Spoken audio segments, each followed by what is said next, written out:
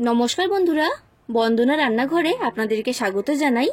আজ আমি আপনাদের সাথে দুটো ডিম আর ময়দা দিয়ে পুরো পরিবারের জন্য বানিয়ে ফেলতে পারবেন এমনই একটা সকাল বিকালের জলখাবার বা টিফিন রেসিপি শেয়ার করছি। এটা একদম ইউনিক একটা রেসিপি, তৈরি করাও খুবই সহজ আর খেতে হয় খুবই টেস্টি। আর বাচ্চাদের স্কুল টিফিনেও এটা আপনারা তৈরি করে দিতে পারবেন। ছোট থেকে বড় প্রত্যেকেই এটা খেতে খুবই পছন্দ করবে। তাই বন্ধুরা, আর দেরি না করে আজকের রেসিপিটা শুরু করা যাক। আর আপনারা যদি আমার চ্যানেলে নতুন এসে থাকেন তাহলে আমার চ্যানেলটা সাবস্ক্রাইব করার জন্য অনুরোধ রইল। এই রেসিপিটা তৈরি করার জন্য আমি এইখানে নিয়েছি 2 কাপ ময়দা। আমি ময়দা নিয়েছি, আপনারা ময়দার পরিবর্তে এইখানে আটা ব্যবহার করতে পারবেন। এবার আমি ময়দার মধ্যে দিয়ে দিচ্ছি স্বাদ অনুযায়ী লবণ, আর এরপর দিয়ে দিলাম সামান্য পরিমাণ চিনি। চিনিটা খুব বেশি দেবেন না, অল্প করে দিতে হবে। এবার আমি এর মধ্যে দিয়ে দিচ্ছি 3 থেকে 4 চামচের মতো সাদা তেল। তেলটা আমি এইখানে ময়ন হিসাবে ব্যবহার করেছি। এবার এই সব কিছুকে আমি ভালো করে ময়দার সাথে মিশিয়ে নিচ্ছি। আর একটু ভালো করে মিশিয়ে নেবেন যাতে তেলটা খুব ভালোভাবে ময়দার সাথে মিশে যায়। তো দেখুন বন্ধুরা, আমি খুব ভালো করে সবকিছুকে মিশিয়ে নিয়েছি। এবার জল দিয়ে ময়দাটাকে আমি মেখে নেব। লুচি, পরোটা এইসব তৈরি করার সময় যেমন ভাবে ময়দা মাখা হয় ঠিক সেই রকম ভাবেই ময়দাটাকে এখানে মেখে নিতে হবে।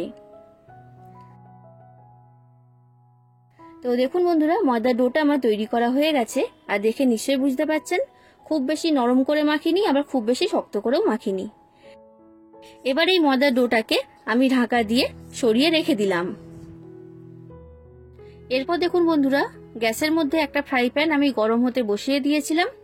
এবার ফ্রাই প্যানের মধ্যে আমি দিয়ে দিলাম 2 চামচ সাদা তেল। তেলটা এখানে খুব বেশি দেওয়ার প্রয়োজন নেই।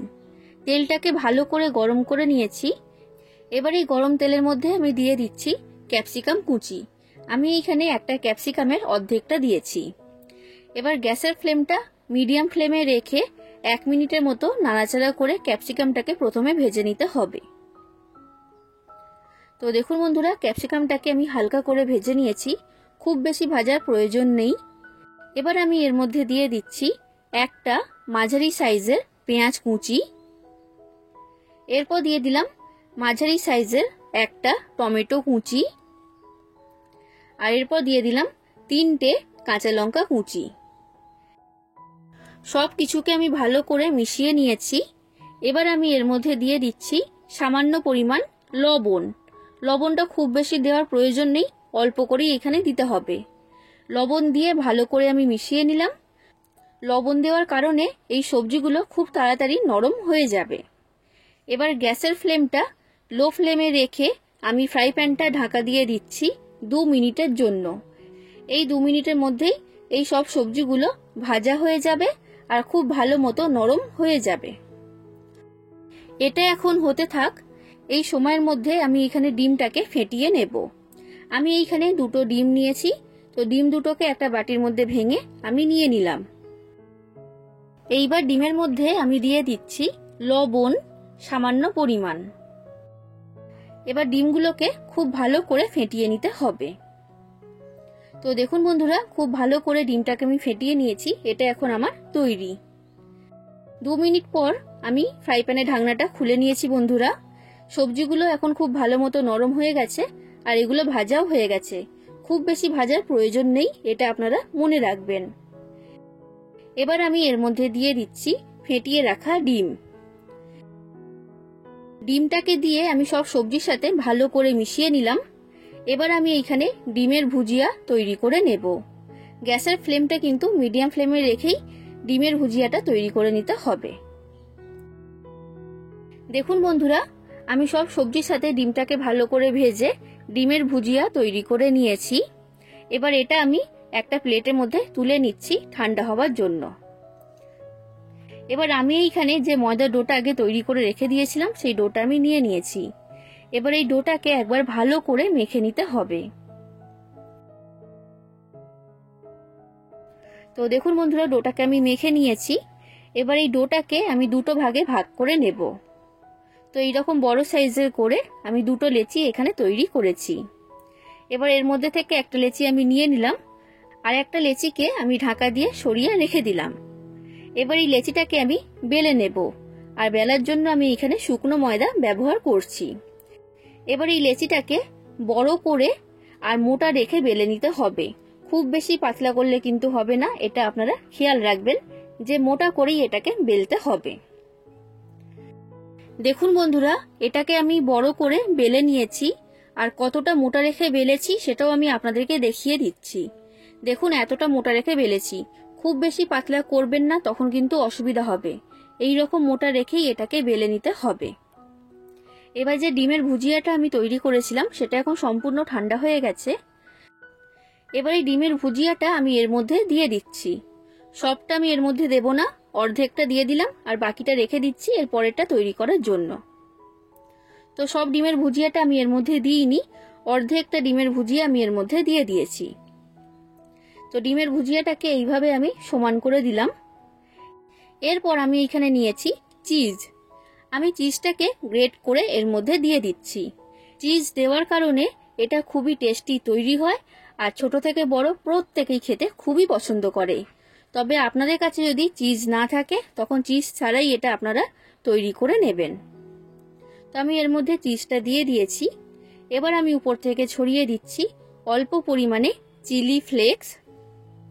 চিলি ফ্লেক্সটা আপনারা ঝাল বুঝে এখানে ব্যবহার করবেন। এরপর আমি উপর থেকে ছড়িয়ে দিচ্ছি অরিগ্যানো। সামান্য পরিমাণ অরিগ্যানো আমি এর মধ্যে দিয়ে দিয়েছি। আপনাদের কাছে যদি অরিগ্যানো না থাকে তখন অরিগ্যানো ছাড়াই এটা আপনারা তৈরি করে নেবেন। এবার আমি এই বেলে রাখা রুটির চারিদিকে লাগিয়ে দিচ্ছি জল। জলটা খুব ভালো করে লাগিয়ে দেবেন। জল লাগানোর কারণে এটা খুব ভালো মতো আটকিয়ে যাবে, ভাজার সময় কিন্তু খুলে যাবে না। এবার এই রুটিটাকে আমি মুড়ে ভাঁজ করে নেব। তো আমি এখানে চৌকো শেপে এটাকে তৈরি করছি। তো আমি খুব ভালোভাবে এইভাবে চেপে চেপে মুখটাকে বন্ধ করে দিয়েছি যেন কোনো দিকে ফাঁকা না থাকে।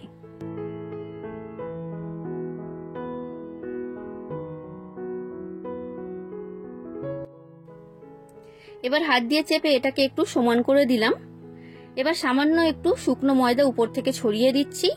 এবার এটাকে বেলে নিতে হবে। এবার হালকা হাতে চাপ দিয়ে এইটাকে আমি বেলে নেব, আর চৌকো একটা পরোটা শেপে তৈরি করে নিতে হবে। খুব বেশি চাপ দিয়ে বেলবেন না, তাহলে কিন্তু ভেতরে পুরটা ফেটে বাইরে বেরিয়ে যাবে। বন্ধুরা, এটা এক ধরনের ডিমের পরোটা, তবে এটা খেতে কিন্তু অন্য পরোটা থেকে সম্পূর্ণ আলাদা স্বাদের হয় আর খুবই সুস্বাদু খেতে হয়। তাই বন্ধুরা, আপনারা বাড়িতে অবশ্যই একবার এই পরোটাটা বানিয়ে খেয়ে দেখবেন। তো দেখুন বন্ধুরা, এই পরোটাটা আমার বেলা হয়ে গেছে, আর অনেকটাই বড় করে আমি বেলে নিয়েছি। আর দেখে নিশ্চয়ই বুঝতে পারছেন এর মধ্যে থেকে পুর একটু ফেটে বাইরে বেরিয়ে যায়নি। এবার এই পরোটাটাকে আমি ভেজে নেব। তার জন্য গ্যাসের মধ্যে একটা ফ্রাই প্যান গরম হতে বসিয়ে দিয়েছিলাম। ফ্রাই প্যানটাকে খুব ভালো করে আমি গরম করে নিয়েছি। এবার এই পরোটাটা আমি ফ্রাই প্যানের মধ্যে দিয়ে দিচ্ছি। এবার গ্যাসের ফ্লেমটা লো থেকে মিডিয়াম ফ্লেমে রেখে পরোটার দুটো সাইড খুব ভালো করে প্রথমে সেঁকে নিতে হবে। প্রথমেই কিন্তু এখানে তেল দেবেন না, তেল ছাড়াই দুটো সাইড ভালো করে সেঁকে নিতে হবে। তো দেখুন বন্ধুরা, দুটো সাইড আমি ভালো করে সেঁকে নিয়েছি। এবার আমি এর মধ্যে দিয়ে দিচ্ছি রিফাইন্ড অয়েল বা সাদা তেল।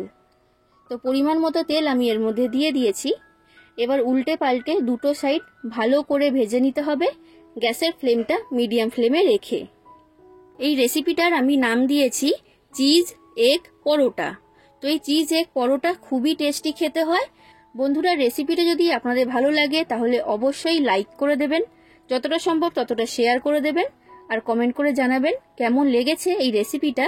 আর আমার চ্যানেলটা যদি এখনো পর্যন্ত সাবস্ক্রাইব না করে থাকেন তাহলে অবশ্যই আমার চ্যানেলটাকে সাবস্ক্রাইব করে দেবেন। তো এই চিজ এগ পরোটাটা আমার ভাজা হয়ে গেছে। এটা এখন পরিবেশন করার জন্য সম্পূর্ণ তৈরি। আমি ফ্রাই প্যানের মধ্যে থেকে এটাকে তুলে নিচ্ছি, আর গরম গরম এই পরোটাটা পরিবেশন করবেন। আর ঠিক একই রকম ভাবে আমি পরের পরোটাটাকেও ভেজে নেব। তাহলে বন্ধুরা, আপনারাও বাড়িতে এই রেসিপিটা তৈরি করুন।